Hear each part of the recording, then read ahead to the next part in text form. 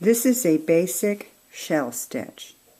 Now for the shell stitch, it requires 4 chains for each shell plus 1, and it also needs 1 for the turning chain. So I'm only going to be doing 3 in this sample, and so for the 3 it was 3 times 4 is 12 chains plus 1 for this end single crochet plus 1 for the turning chain. So that was 14.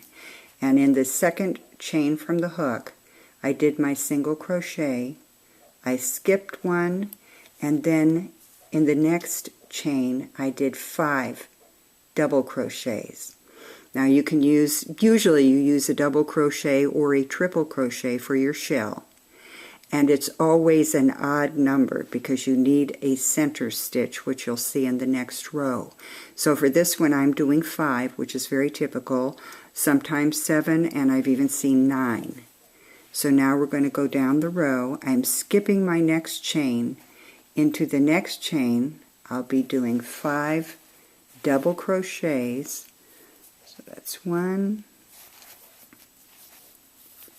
2, 3, 4, and 5. Now again I'm going to skip a chain, and in the next chain I'm doing my single crochet, so that makes the little valley between the shells, and we've got 1 more to do. So again I'm going to skip a chain, do 5 double crochets, 1, 2, 3, 4, and 5. And then I skip again a chain, skip a chain, and in the last chain I do my single crochet. Now this is the row that has ended. It began and ended with single crochets. Now the next row is going to be starting out with a half of a shell. So since there were 5 in this, half was going to be 3. If it had been 7, half would have been 4.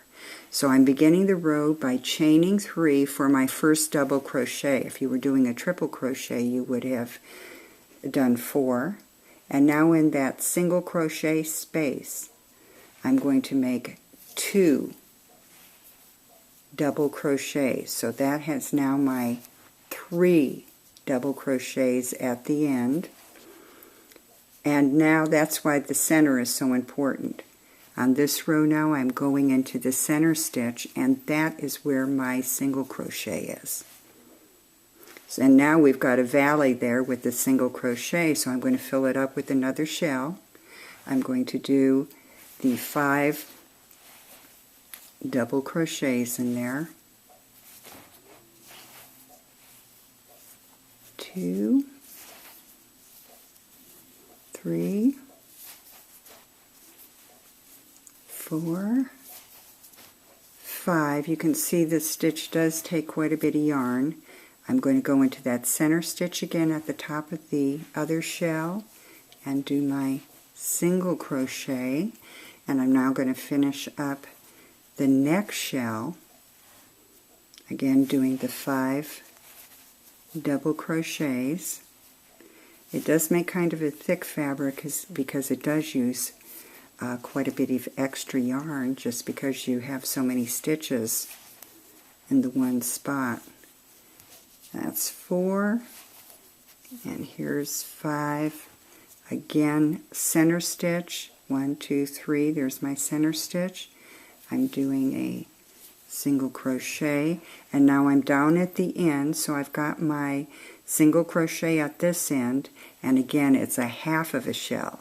So for this one, the half a shell was 3, so I'm doing my 3 double crochets, and then we will be back to beginning another single crochet row.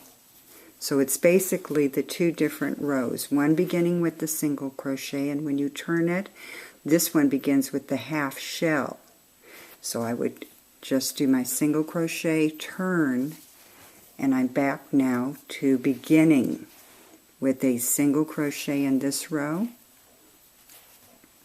And then there's my little valley, so I make my shell, the 5 double crochets in that, and there's your center stitch to do the single crochet. You can see it makes a lovely edge, but you do notice on this bottom edge it's flat. There is no shell pattern. So when you're making your afghans or your baby blankets, it's a very lovely pattern, but what I usually do is start in the center.